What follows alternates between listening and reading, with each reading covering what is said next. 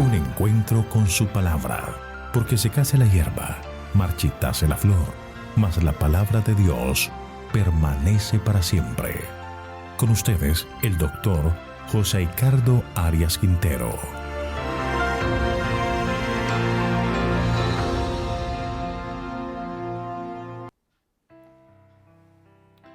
Vamos a estudiar Jeremías capítulo 52. Para ello vamos a elevar nuestra oración a Dios.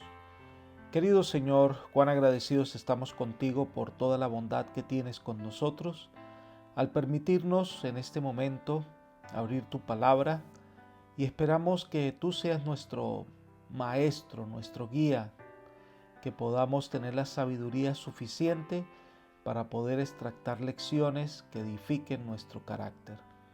Ayúdanos, Señor, a vivir conforme a tu voluntad. Gracias por estar con nosotros. Te lo pedimos todo en el nombre de Jesús. Amén. El capítulo 52 de Jeremías es el último de este libro.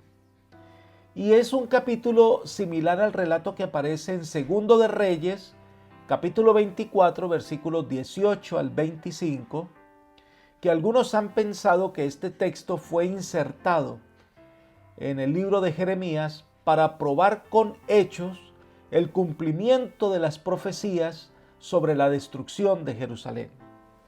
Así que describe el reinado de Sedequías, la destrucción de Jerusalén y el cumplimiento de la profecía que se hizo a Joaquín. Esto nos muestra cuán precisa es la profecía que había sido dada por el profeta Jeremías durante alrededor de unos 40 años que duró su ministerio profético. Vamos a estudiar este capítulo en diferentes secciones. La primera sección son los versículos 1 al 3 y es el reinado del rey Sedequías, que está resumido en estos versículos. Vamos a leer los primeros 3 versículos. Sedequías tenía 21 años cuando comenzó a reinar y reinó 11 años en Jerusalén. El nombre de su madre era Amutal, hija de Jeremías de Libna. Él hizo lo malo ante los ojos del Señor, conforme a todo lo que había hecho Joacim. Ciertamente el furor del Señor estaba sobre Jerusalén y Judá, hasta que los echó de su presencia. Sedequías se rebeló contra el rey de Babilonia. Recordemos que Sedequías fue puesto en el trono por orden del rey de Babilonia. Él no recibe el trono por herencia, pero este rey joven era vacilante entre las dos fuerzas en pugna que habían en Jerusalén. Unos, ¿verdad?, estaban a favor de someterse al rey de Babilonia. Este grupo era encabezado por el profeta Jeremías. Y los otros eran los nacionalistas, que eran liderados por falsos profetas y maestros y deseaban luchar contra Babilonia. En vez de sentían que el sometimiento a Babilonia pues era un error grave. Este rey, que no sabía qué hacer ni qué camino tomar, por eso se resume su reinado como "e hizo lo malo ante los ojos de Jehová". Es decir, no se sometió a la dirección divina, hizo todo lo contrario al consejo divino.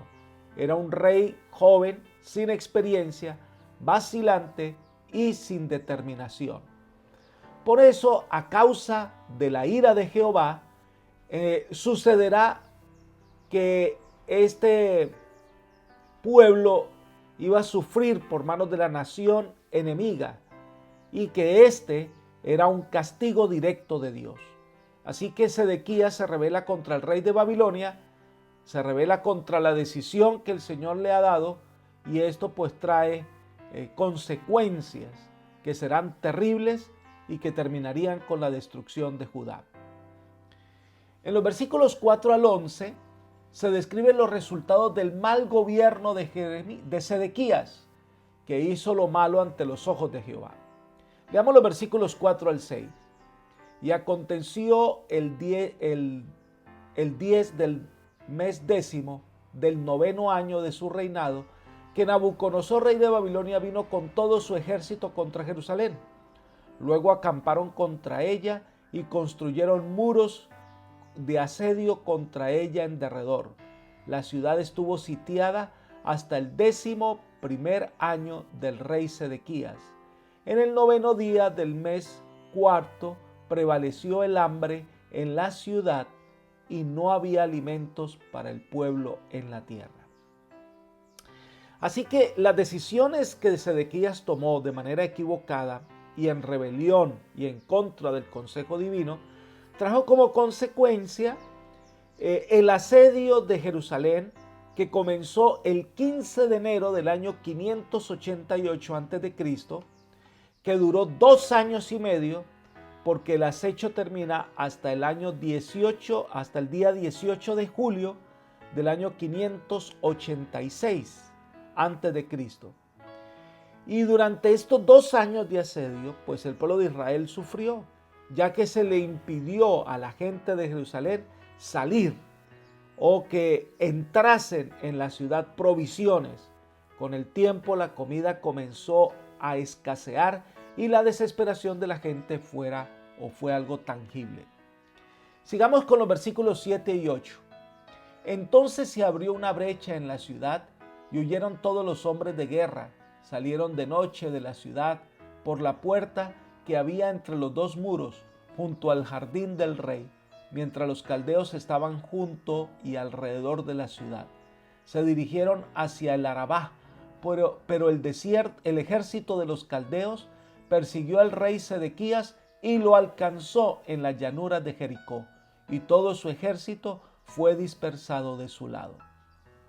Al parecer, la situación que estaba viviendo la ciudad de Jerusalén era tan terrible, ya que comenzó a haber hambre, comenzó a sentir el fragor de la invasión de los babilonios, y debido a que el rey Sedequías, pues, era un hombre débil de carácter, pues cedió debido al hambre, y el rey y los principales guerreros y príncipes abrieron una brecha en el muro, pretendían huir, y el plan era llegar a Transjordania, refugiarse en el territorio de los amonitas, porque se había procurado que Sedequías se aliara con ellos en contra de los babilonios. Así que era una jugada terrible que estaba haciendo el rey, abandonando al pueblo de Israel a su suerte. Pero este plan fracasó. Leamos los versículos 9 al 11. Entonces prendieron al rey y lo llevaron ante el rey de Babilonia en Ribla, en la tierra de Hamat, y éste pronunció sentencia contra aquel. El rey de Babilonia degolló a los hijos de Sedequías en su presencia, y también degolló en Ribla a todos los magistrados de Judá, y a Sedequías le sacó los ojos y lo aprisionó con cadenas de bronce. El rey de Babilonia lo hizo llevar cautivo a Babilonia y lo puso en la cárcel hasta el día en que murió. ¡Qué tremendo! Fueron alcanzados por el ejército de Babilonia cerca de Jericó y fueron llevados ante la presencia de Nabucodonosor, donde algunos de ellos fueron degollados. Sedequías ve cómo mueren sus hijos, y la última impresión que quedó en sus ojos fue esa, porque el rey Nabucodonosor ordena sacarle los ojos y llevárselo preso, donde muere en prisión. Terrible fin para un rey que no escogió la dirección divina, un rey vacilante que no tuvo el valor de escuchar al profeta Jeremías y hacer la voluntad de Dios. Por el contrario, todo lo que hizo fue traer ruina y provocar la ira de Dios. Ahora, en los versículos 12 al 30 se describe la manera en que los babilonios tomaron a Jerusalén, a Judá y a las diversas deportaciones que se hicieron a Babilonia. Leamos los versículos 12 y 13. El día 10 del mes quinto del año 19 del reinado de Nabucodonosor, rey de Babilonia, entró en Jerusalén Nabuzaradán, capitán de la guardia, que servía en la presencia del rey de Babilonia.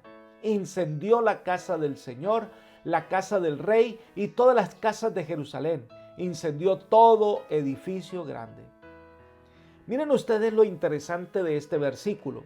Aquí la manera de fechar los acontecimientos cambia. Ya no se refiere al tiempo del reinado de Sedequías, sino al tiempo del reinado de Nabucodonosor. Esto indicaba que el gobierno del pasado rey judío ya había terminado y que ahora predominaba era la autoridad del rey de Babilonia.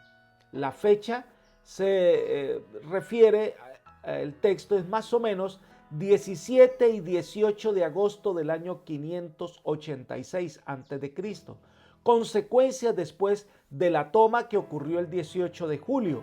Ahora ha pasado un mes y entonces viene ahora Nabuzaradán. Aquí hay dos acontecimientos interesantes. Número uno, Nabuzaradán era hombre de confianza de Nabucodonosor y llegó a Jerusalén con su ejército para terminar la destrucción de la ciudad. En segundo lugar, dice que quemó el templo y muchos otros edificios. Este acto no fue el resultado del asedio, sino un acto deliberado de los babilonios, llevado a cabo un mes después de la caída de la ciudad. Era la intención de estos hombres la destrucción total de todo lo que simbolizara la adoración de los israelitas, como también los símbolos de autoridad de Israel. Es decir, vinieron con el único la expresa tarea de destruir la ciudad. Leamos los versículos 14 al 16. Todo el ejército de los caldeos que estaba con el capitán de la guardia demolió todos los muros alrededor de Jerusalén. Nabuzaradán, capitán de la guardia, hizo llevar cautivos a algunos de la gente empobrecida y el resto del pueblo que había quedado en la ciudad, a los desertores que se habían pasado al rey de Babilonia y al resto de los artesanos. Sin embargo, Nabuzaradán, capitán de la guardia, hizo quedar una parte de la gente más pobre en la tierra como viñadores y labradores. Todo fue destruido sistemáticamente, el templo y todos los edificios gubernamentales. Solo dejaron en la tierra de Judá algunos agricultores que se les dio todo lo necesario para que trabajaran la tierra. Sin embargo, la historia nos cuenta que esta gente, contrario a las indicaciones divinas, se rebela contra el rey de Babilonia y se refugia en Egipto, donde encontraron la muerte. Pero hay un acontecimiento interesante que Elena de White no quiso pasar por alto, y vamos a leerlo. Dice: las profecías de condenación pronunciadas por Jeremías sobre el residuo que se había rebelado contra Nabucodonosor huyendo a Egipto iban mezcladas con promesas de perdón para aquellos que se arrepintiesen de su insensatez y estuviesen dispuestos a volver. Si bien el Señor no quería salvar a los que se desviaban de su consejo para oír las influencias seductoras de la idolatría egipcia, estaba sin embargo dispuesto a manifestar misericordia a los que le resultasen leales y fieles. Libro Profetas y Reyes, página 339. Así que, a pesar de la rebelión de Israel, Dios pues quería salvar a esta nación. Dios puede tomar circunstancias adversas y convertirlas en oportunidad de salvación. Pero pensamos por un momento que sobre la suerte que había caído sobre Jerusalén, una ciudad que debía ser ejemplo de servicio a Dios, una nación que debía ser la luz para todas las naciones, se rebela contra Dios, decide ir por el camino de la idolatría y ahora es una nación dejada en tinieblas.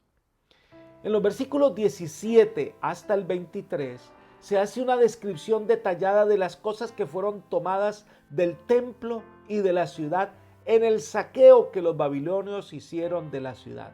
El propósito era que no quedara ningún recurso que fuese después usado por los que quedaban en Judá para levantarse contra el rey de Babilonia.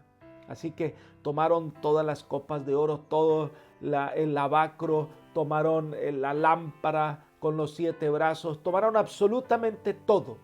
No dejaron nada de riqueza ni de oro en la ciudad. Leamos el versículo 24.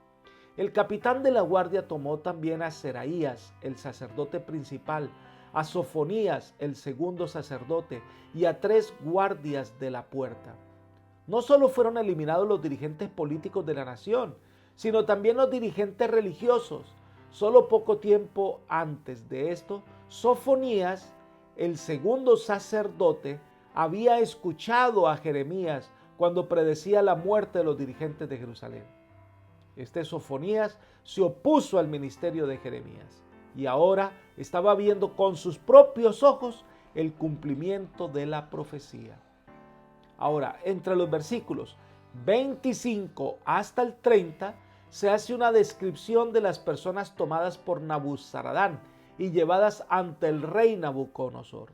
Y una vez llegaron ante el rey, que se encontraba en Ribla, allí mató a muchos altos militares, a hombres influyentes, pero a otros se los llevó cautivos a Babilonia. Y al parecer, en ese viaje de Ribla hasta Babilonia, iban encadenados, con sed, mal alimentados, y muchos murieron en el camino. Se describe solo el poco número de ellos que llegaron con vida a Babilonia. Ahora, este capítulo termina con una nota positiva sobre el rey Joaquín. Leamos los versículos 31 al 34. Aconteció el 25 del mes 12º del año 37 de la cautividad de Joaquín, rey de Judá, que Evil-Merodach, rey de Babilonia, en el primer año de su reinado, indultó a Joaquín, rey de Judá, y lo sacó de la cárcel. Habló con Joaquín amigablemente y puso su sitial más alto que los sitiales de los reyes que estaban con él en Babilonia. Cambió su ropa de prisión y Joaquín comía en la presencia del rey siempre, todos los días de su vida. Continuamente le fue dada su ración de parte del rey de Babilonia, cada cosa en su día, todos los días de su vida, hasta el día de su muerte. Qué interesante, ¿no? Pasado el tiempo, se cumplió una de las profecías que Jeremías había dictado muchos años antes de la destrucción de Jerusalén. Y tuvo que ver el mismo Joaquín el cumplimiento de la profecía.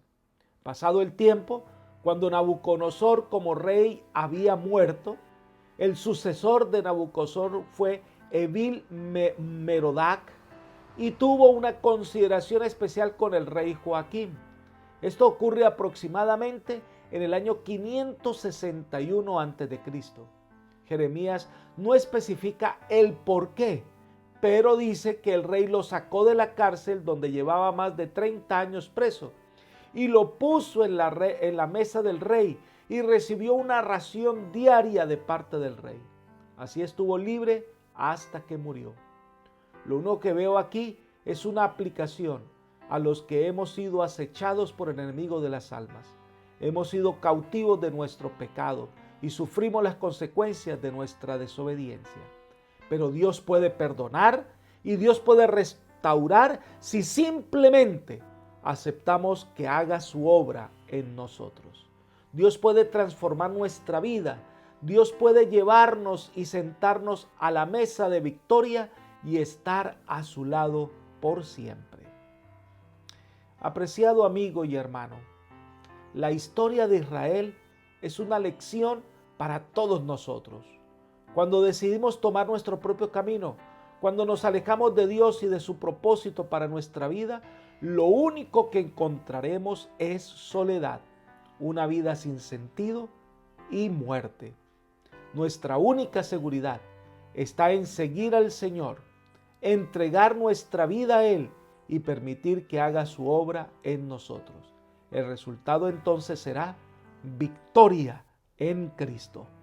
Que el Señor te bendiga, que el Señor te guarde, que el Señor te conceda paz. Es mi oración por ti. Amén.